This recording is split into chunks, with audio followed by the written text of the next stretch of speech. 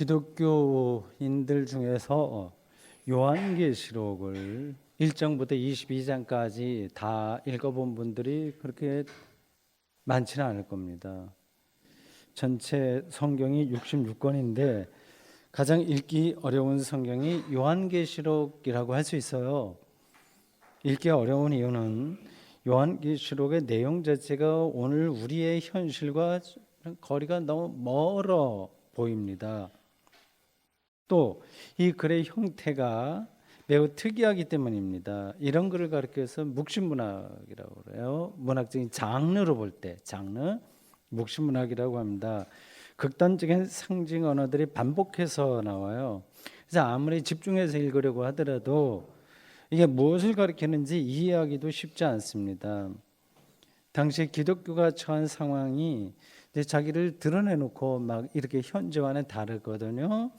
그렇게 할 수 있는 게 아니라서 마치 복면을 쓴 사람처럼 숨어서 뭔가를 말하는 듯한 느낌을 여기서 받아요. 그렇게 좀 답답하죠. 막 읽으면서 은혜가 많이 있다기보다도 뭔가 좀 불편한 느낌을 이렇게 받습니다. 22장까지인데 이 내용 전체 결론이 오늘 설교 본문의 한 구절인 22장 20절에서 21절입니다. 쭉 이야기하고 딱 결론을 이렇게 내린 거예요. 다음과 같습니다. 이것들을 증언하신 이가 이르시되 내가 진실로 속히 오리라 하시거늘 아멘. 주 예수여 오시옵소서. 주 예수의 은혜가 모든 자들에게 있을지어다. 아멘. 이렇게 되어 있습니다. 이게 마지막 구절이고 결론입니다. 이런 구절을 읽으면 이게 뭐냐, 이게 뭐지 하는 그런 느낌이 들 겁니다. 예수님이 오신다고 그래요. 온다고 하는 게 뭡니까? 그리고 그 회중들은 어서 오십시오, 오시기를 바랍니다, 뭐 그렇게 대답을 하는 거예요. 기독교는 이제 재림 신앙을 가르치고 있어요. 뭐 이거야 우리가 다 아는 이야기인데 예수님이 다시 오신다 하는 거는 아는 내용인데 그 도대체 뭔지 말하기 쉽지 않을 거예요. 이 재림 신앙은 기독교에서 아주 오래된 신앙입니다. 사도행전 1장 6절에서 11절 사이에 보면 예수님의 승천 장면이 나와요. 승천. 부활하신 예수님은 당분간 지상에 머물러 있다가 구름 타고 하늘로 올라가셨다고 하죠. 좀 그림이 재밌어요. 구름 타고 올라갔다고 표현하고 있습니다. 그 순간에 하늘에서 천사가 나타나서 예수님이 하늘로 올라가신 모습 그대로 다시 오실 거다, 그렇게 말을 하는 걸로 사도행전 기자가 전하고 있습니다. 그것도 이제 재림 신앙이죠. 고린도전서 16장 20절에서 22절에서 바울은 초기 기독교 공동체에서 찬송가의 후렴처럼 불리던 어떤 구절을 이야기해요. 아람어로 얘기합니다. 아람어로 마라나타, 마라나타. 이걸 번역하면 우리 주여 오시옵소서입니다. 기독교 신앙 2000년 역사에서 가장 중요한 신앙 고백이 사도신경이죠. 사도신경. 거기에도 예수님의 재림은 정확하게 나옵니다. 하늘에 오르시어 전능하신 아버지 하나님 우편에 앉아 계시다가 거기로부터 살아있는 자와 죽은 자를 심판하러 오십니다. 이따가 우리가 사도신경 고백할 때 같이 말할 때 나올 그런 내용입니다. 예수님이 다시 오신다고 하는 이 재림 신앙은 현대 기독교인들에게 좀 곤혹스러운 주제입니다. 자연과학에, 그리고 우리가 알고 있는 이러한 상식, 세계, 이런 거하고 위배된 것처럼 보이는 재림 신앙을 무조건 문자적으로 받아들이기는 힘들죠. 안 그렇습니까? 예수님이 진짜 구름 타고 오신다고 이걸 우리가 믿을 수는 없잖아요. 그대로 믿기 힘들잖아요.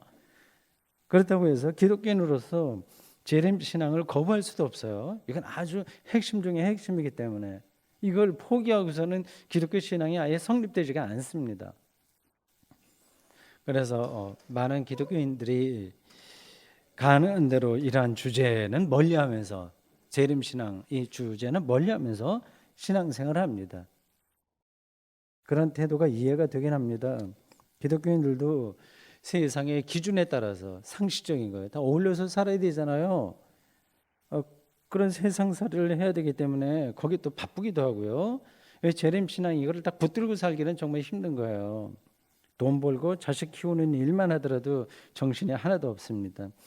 지금 여기서 해결해야 될 일들이 산더미처럼 쌓여 있어서 이 재림신앙은 기독교 신앙의 한 구성 요소구나, 그런 정도로 하면서 그냥 지나치게 마련입니다.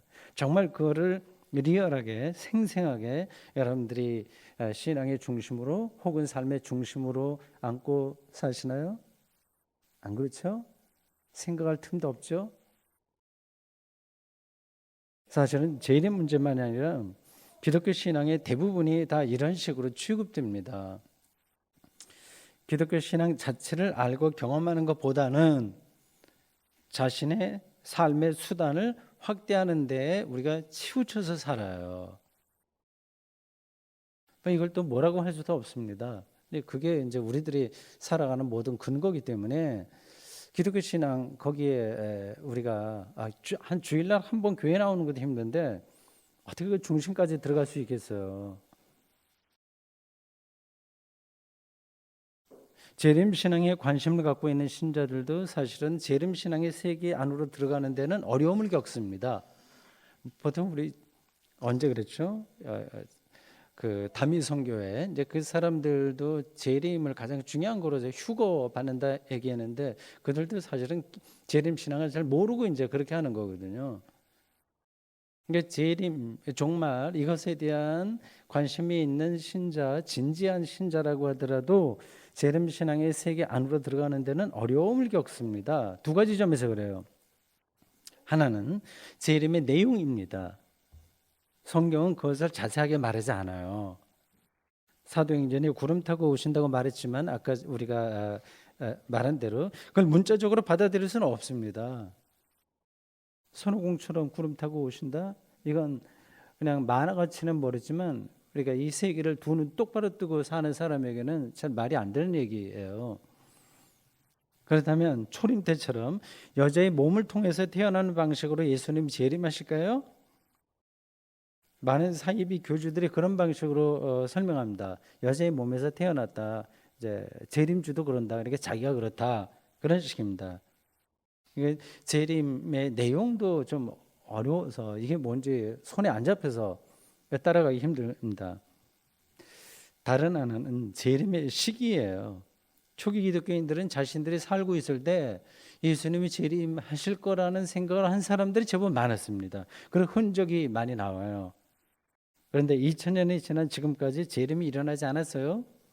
어떤 약간 정통이 아닌 기독교단은 이미 재림했다 뭐 그런 얘기도 하긴 합니다만은 정통 기독교에서는 예수님의 재림이 아직 일어났다고 말하지 않습니다. 앞으로 언제 재림이 일어날지도 알 수 없습니다. 내용 면에서도 그렇고요. 시기에서도 마찬가지로 재림 신앙을 아무리 중요하게 생각하는 신자라고 하더라도 그 세계 안으로 들어가기 쉽지 않습니다. 오늘 저는 그 쉽지 않은 주제를 여러분들에게 설교해야 됩니다. 제 설명에 귀를 한번 좀 잠시 기울여 주십시오. 우선 오늘 본문에 나온 문장을 정리해서 읽어야 됩니다. 20절은 두 문장으로 되어 있어요. 하나는 예수님이 이렇게 말씀하신 겁니다. 내가 진실로 속히 오리라. 그게 하나 있고 또 하나는 회중들의 화답이에요. 아멘 주 예수여 오시옵소서예요. 사실 이 두 번째 문장이 실제 이야기예요. 두 번째가 회중들이 그렇게 고백한 거예요. 그러니까 초기 기독교인들이 예수님의 재림을 고대했다고 하는 게 그게 오리지널이고요. 그 모든 이야기의 뿌리이고 속히 오겠다고 하는 예수님의 말씀은 그것을 따라오는 거예요. 일종의 변형이라고 할 수 있습니다. 이제 variation이라고 할 수 있어요. 표현이 정확하진 않은데 무슨 말씀인지 여러분들이 이해하실 겁니다. 재림 신앙의 핵심은 예수님이 내가 오겠다 이제 그 말이 있는 게 아니라 초기 기독교인들이 무엇을 근거로 무슨 이유로 예수님이 재림할 것을 기대했는지를 아는 겁니다. 기독교 신앙은 어느 하루 이틀에 탁 완성된 게 아니라 오랜 시간을 두고 점진적으로 어떤 신앙적인 요청 앞에서 나온 거예요. 다 그렇습니다. 어떤 근거가 있어서 초기 기독교인들이 예수님 오신다, 마라나타 오십시오 이렇게 한 건지 를 알아야지, 무턱대고 예수님이 재림한다거나 예수님이 그렇게 말씀하셨으니까 그대로 믿는다고 말하면 좀 곤란하죠. 이 재림신앙, 이것은 다음에 두 가지 사실이 충돌하는 데서 나왔습니다. 하나는 기독교인들이 예수님의 부활을 통해서 절대 생명을 경험했다는 사실입니다. 이제 그게 사실 더 중요한 거죠. 이게 우리가 여전히 지금도 신앙생활하고 있는 핵심 요소입니다. 예수님을 통해서 그들은 그 어떤 것으로도 보충될 필요가 없는 절대 생명을 경험한 거예요.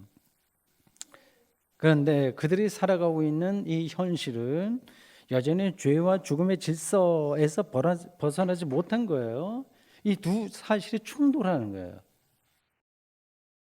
절대 생명을 경험했는데 이 세상은 전혀 그렇지 않거든요. 엉망이거든요. 이 세계가 돌아가는 게. 초기 기독교인들은 이 세상에 그 어떤 힘으로도 손상받지 않는 절대 생명을 예수 그리스도에게서 경험했습니다. 그 어떤 것으로 보충될 필요가 없는 참된 만족과 기쁨과 해방과 평화를 경험했습니다. 그래서 그들은 예수님을 그래서 예수님 하나님의 아들이라고 얘기한 거예요. 우리도 그들과 똑같은 경험을 하고 똑같은 고백을 하는 사람들입니다. 그게 없으면 기독교 신앙은 성립되지 않고요. 더구나 재림 신앙의 세계로 들어갈 수가 없습니다. 예수를 통해서 절대 생명을 경험한 초기 기독교인들에게 문제는 앞서 그 충돌한다고 말씀드린 것처럼 세상이 여전히 투정적이고 불안하고요. 죄 없는 이들이 고통당하고 있다고 하는 겁니다. 요한계시록이 기록되던 시대에는 로마 황제 숭배가 노골적으로 강요되고 있었어요. 팍스 로마나 로마의 평화라고 하는 구호에서 확인할 수 있듯이 로마 중심의 이데올로기가 세상을 완전히 지배하고 있었습니다. 지금은 어떤 게 이 세계를 지배하는지 아시죠?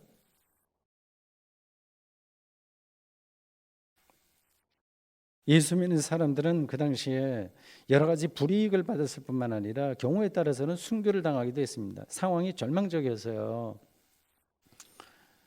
하나님의 뜻대로 살려고 이렇게 투명한 영혼을 가지고 있는 사람들은 지금도 그런 절망을 느낄 거요. 안 느끼나요?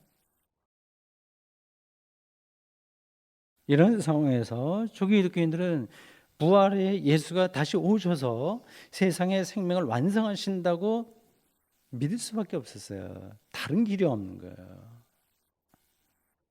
그럴 때만 부활의 예수가 메시아, 즉 구원자라고 하는 사실, 그러한 통찰과 경험과 그런 인식, 그런 거하고 이 세상이 여전히 교활하고 비굴하다고 하는 사실의 모순이 해소되기 때문입니다. 그런 재림 신앙 없으면 버텨낼 수가 없었던 거예요.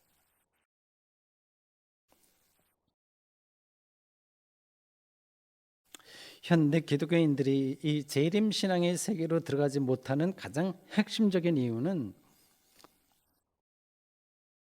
예수를 통한 절대 생명을 경험하지 못한 채 신앙생활을 그냥 유지하고 있다고 하는 데 있습니다. 교회 생활을 어느 정도 하면 예수를 대충 안다고 여겨요. 일종의 신앙의 매너리즘인 겁니다. 그러니까 인생을 좀 살다 보면 인생이 뭔지 아는 것처럼 생각하는 거하고 똑같습니다. 요령은 많이 알죠, 세상을. 근데 삶, 시간, 역사, 이것들은 그러한 작은 우리의 삶의 경험으로 해결되지 않은 건데 그냥 묻어가는 거예요. 기독교의 가르침보다는 자신들이 세상살이에서 경험한 것들이 영혼을 가득 채우고 있습니다.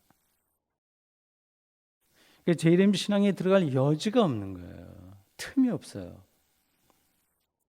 물론 그런 방식으로 교회에서 존경받는 어른 행세를 할 수 있습니다. 근데 그렇게 흘러가는 거예요. 여러분 주변에서 이 신앙의 본질에 대한 이야기를 나눌 수 있는 사람들이 얼마나 되는지 손꼽아 보십시오. 가족 중에 있는지, 친구들 중에 있는지, 아니면 모이면, 가족들이 모이면, 믿는 사람들이 모였을 때 신앙 얘기를 하는지 안 하는지 한번 생각해 보십시오. 그런 사람들이 얼마나 되는지 보십시오. 예수 믿고 의로워진다고 하는 게 무슨 뜻인지 알고 싶잖아요. 말은 들었지만 잘 안 되잖아요. 하나님 나라와 의를 구하기보다는 먹고 마시고 입는 일에만 마음을 쓰고 사는 게 무엇일까에 대해서 예수 믿는 가족들이 진지하게 고민하고 있는지요. 부활 경험이 실제로 무엇인지 등등에 대한 이야기를 진솔하게 나누는 기회가 별로 없을 겁니다. 대개는 모이면 그렇고 그런 사람 이야기에 머물러 있어요. 물론 사람 이야기도 해야죠. 교회 다니면서도 사람 이야기도 해야 되지만 교회 다니면서도 기독교 신앙 자체에는 관심이 없다고 하는 게 그러한 근본 문제입니다. 그럭저럭 교회에 다니다가 기독교 신앙의 요체를 경험하지 못한 채 죽음을 맞이할 겁니다. 이와 달리 아멘 주 예수여 오시옵소서라고 노래한 그리고 기도한 초기 기독교인들은 자신의 전체 실존으로 예수의 생명을 경험한 거예요.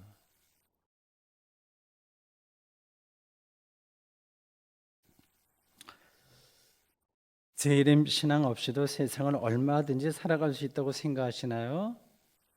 네, 뭐 가능할 겁니다.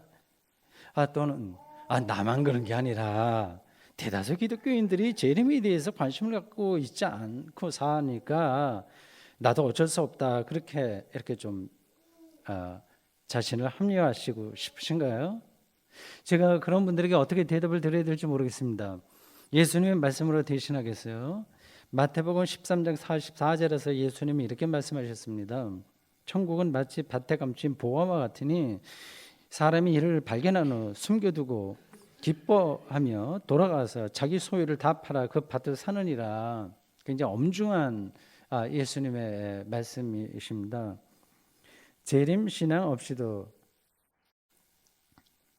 생명이 완성되는 순간에 대한 아주 절절한 그러한 희망과 기다림이 재림 신앙이거든요.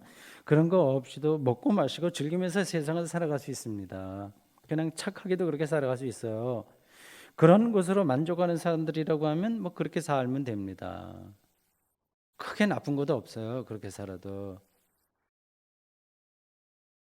재림 신앙을 기독교 신앙에서 배운 저는 그런 방식으로 살고 싶지 않습니다. 그리고 그렇게 살 수도 없어요. 예수님이 재림하실 날을, 즉 생명이 완성될 그 날을 시냇물을 찾는 목마른 사슴처럼 기다리며 살고 싶은 거죠. 기독교에는 이런 점에서 두 종류로 구분됩니다. 재림 영성이 없이 대충 이렇게 어울리면서 편안히 사는 사람과 재림 영성에 의존해서 깨어있는 영성으로 사는 사람입니다. 저는 후자에 속하려고 애를 쓰는 사람입니다. 여러분도 그러실 거예요. 예수 그리스도를 통해서 완성될 그 미래의 생명에 대한 희망만이 저를 그리고 여러분을 허무하고 거친 세상에서 버텨낼 수 있게 하는 힘이라는 사실을 우리가 알고 있기 때문입니다.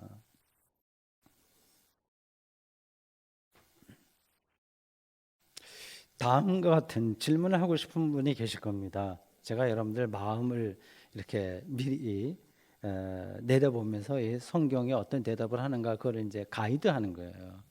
그래서 제가 설교할 때 자꾸 여러분들을 이렇게 생각하시죠, 이런 질문하시죠, 그렇게 말하고 있습니다. 나 혼자 독백하고 싶은 게 아니라 같이 나누고 싶은 거죠.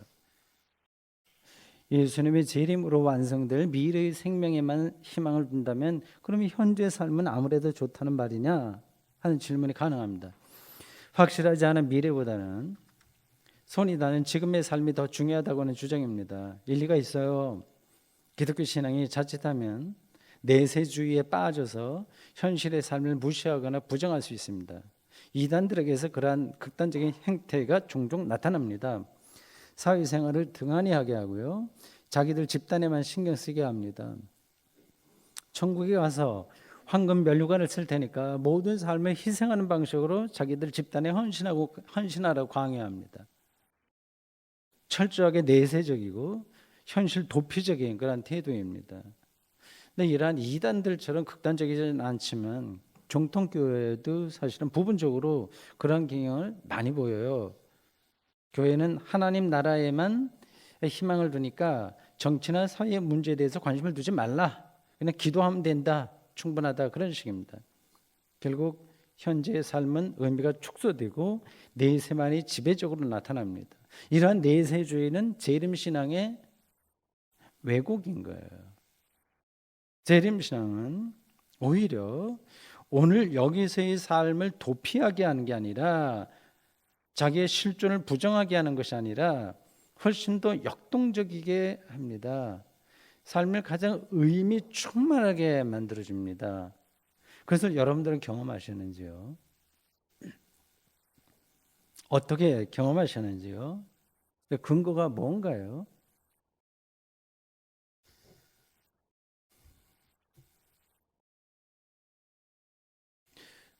제가 지금부터 말씀드릴 요 한 패러그래프, 제가 설교문을 이제 하나하나 다 쓰거든요.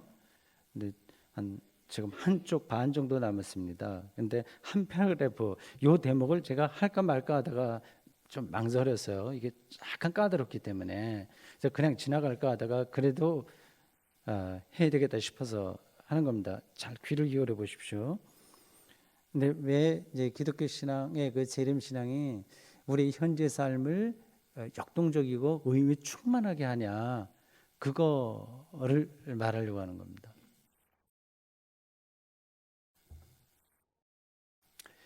예수님이 오신다는 믿음과 희망은 예수님이 오셨을 때, 재림하셨을 때 일어날 사건이 지금 우리의 삶에 비밀한 방식으로 현실성, 리얼리티가 되었다는 사실을 전제합니다.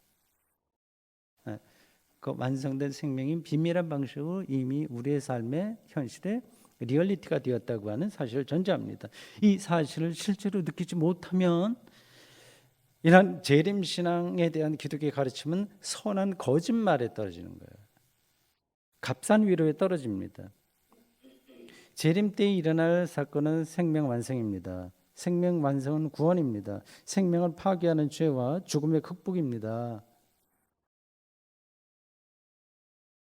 이러한 설명도 관념적으로 들으실 분이 있을 거예요. 나 예수 믿어서 좋은 데 가면 돼.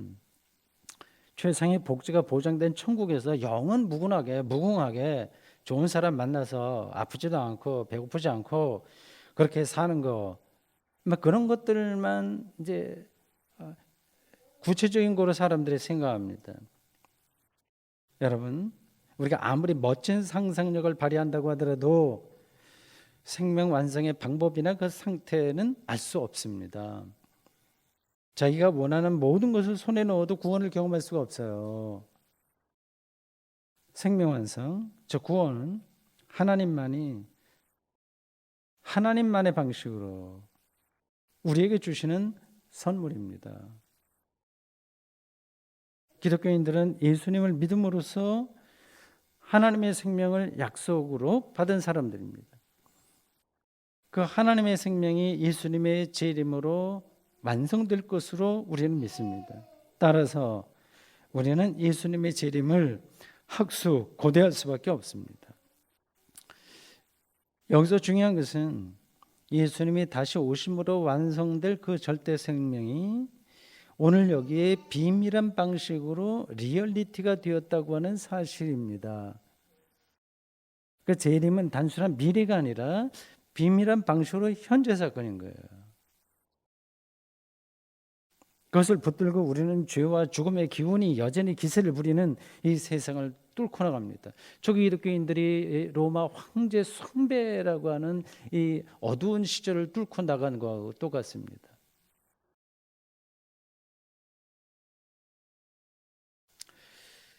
재림의 주님이 생명을 완성하는 방식은 심판입니다. 심판. 사도신경의 그 구절을 다시 보십시오. 이래요. 거기로부터 살아있는 자와 죽은 자를 심판하러 오십니다. 심판이 생명 완성이라고 하는 거예요. 사람들은 심판이라고 하는 말을 불편하게 여겨요. 기독교인들도 심판받는다고 하는 사실을 두려워합니다. 그래서 두려움 때문에 하나님 믿는 사람도 있어요.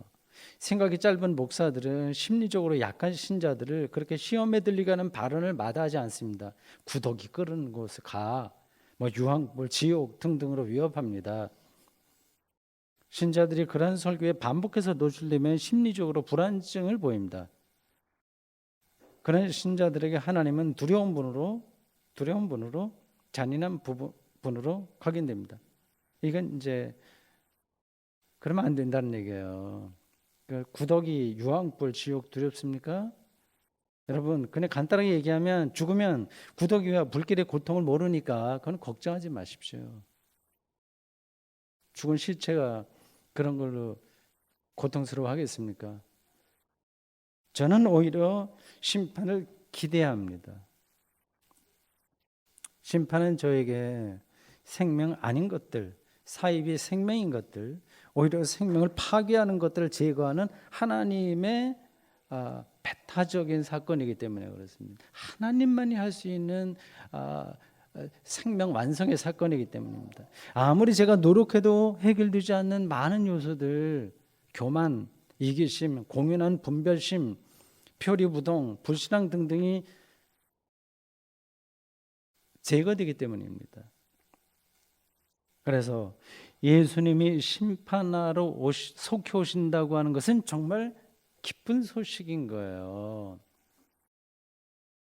그러한 설레임 없이 우리가 우리의 이 여러 가지 문제가 많은 이 실존을 갖고 어떻게 세상을 살아냅니까?